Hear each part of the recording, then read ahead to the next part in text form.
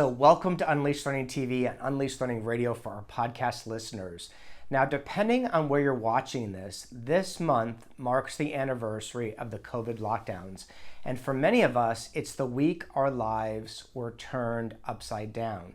Now, in many ways, we couldn't have imagined the world we'd be teaching and presenting in, especially these last 12 months. Now, with the anniversary here and vaccines beginning to roll out across our world, we've been getting questions from early childhood presenters and trainers and facilitators, from teaching and leading leaders at K-12 schools and universities and more, who've been asking us what post-COVID teaching and learning, what that landscape might look like. Now, with the anniversary approaching, I wanted to offer 4 ideas as we move into a hopefully post-COVID teaching landscape. Now, we can't look into a crystal ball, but these 4 ideas hopefully will help you move forward. So number 1, use a compass, not a map. Now, if COVID taught us anything, it's that maps only work in certain locations. Now, if you're trained to read a specific map, you can use it well if you know where you are and exactly where you're trying to go. But what happens when you're placed someplace you've never been before? A compass is very different. Now, once you know how to use a compass, if you find yourself in a location you've never been, like COVID, you can still find your way. Now, in a post-COVID landscape where disruption could be just around the corner, as educators working to make learning stick for everyone, it's important that we use a compass, not a map. That's important for a team as well. Okay, number 2, remember who learners are and that they matter. Now, during this COVID period, we've had reports of high levels of mental health challenges for young people, especially young people in school.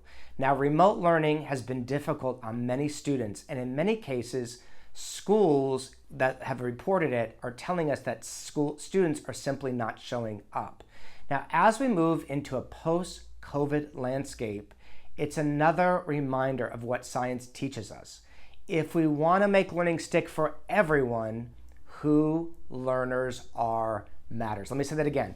Who learners are matters. Now, we recently had Dr. Susie Green on the show to share with you and us the ways to help decrease student anxiety during COVID and post-COVID times. Now, if you haven't watched that episode, we really encourage you to go check that out. Now, in a post-COVID landscape where disruption might become the norm, it's essential to remember that our content is important, but so too is the wellness, safety, experience, and inclusion of all our learners. Now, there's a way to weave this into our practice that doesn't require just one more thing to do. And in a post-COVID landscape, those practices become even more important. Okay, number 3, equity matters. You know, when COVID lockdowns happened and we moved to remote learning, many school leaders told us how shocked they were to see the extent of the inequity in our systems. Students without internet connections or computers or places for quiet study, while others had state-of-the-art computers, high-speed internet, and their own bedrooms that were quiet and conducive to learning. Not only has COVID exposed the inequity, but in many cases, it's expanded that inequity. So if we're committed to making learning stick for everyone in a post-COVID world, ensuring equity is front and center of our work is vital. Now, this is a collective work, not just for educators, but for schools and communities and governments and councils and all of us. You know, in a post-COVID teaching landscape, equity and social justice matter even more. Okay, finally, number 4, who you are matters. You know, maybe the reason we learned about meditation and therapy and yoga and coaching and mindfulness and ensuring we're living a congruent life was to prepare us for a time like we just had or we're living in. If we truly want to make learning stick for everyone, who we are matters. Now, we recently had Margaret Wheatley on the show who invited us to see ourselves as warriors for the human spirit. It's a way to know who we are and to be of service during this time.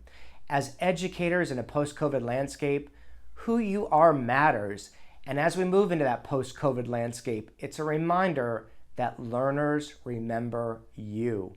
So With the COVID anniversary almost here, I have a question as always for you. And my question for you is this. As an educator, how have you coped during this COVID period, and what has been your biggest challenges? Now, as you know, some of the best conversations take place after the episode, so jump over there and check it out. And as always, thank you for the work you do for our world. As we move into a post-COVID, hopefully post-COVID landscape, we need you more than ever before. And I'll see you next time on Unleashed Learning TV. If you're an educator at a school, business, or organization, knowing how to make learning stick for everyone might be the most important thing you know how to do. Make learning stick for everyone. My new book is here. To find out more, go to unleash-learning.com.